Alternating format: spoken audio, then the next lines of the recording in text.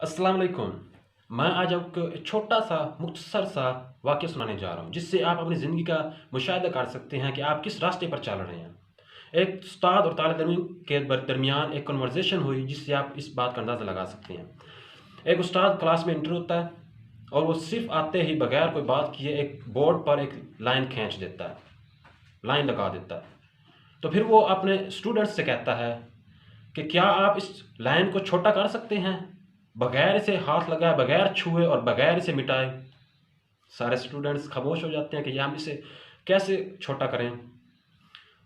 जब किसी स्टूडेंट की तरफ से कोई जवाब नहीं मिल पाता तो फिर उस्ताद समझाता है और उसको उस लाइन के नीचे एक बड़ी लाइन लगा देता है। उस पहले वाली लाइन के मुकाबले में दूसरी लाइन बड़ी होती है, तो इससे वो कहता है कि अब ये लाइन छोटी हो गई है।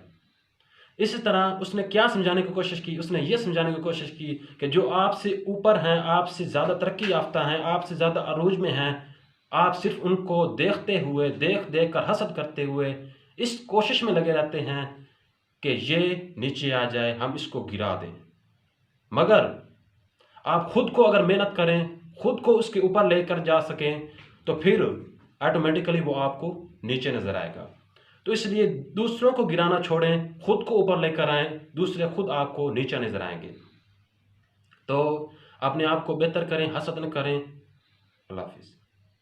चैनल को सब्सक्राइब कीजिए और अगर वीडियो अच्छी लगे तो लाइक कीजिए और शेयर कीजिए।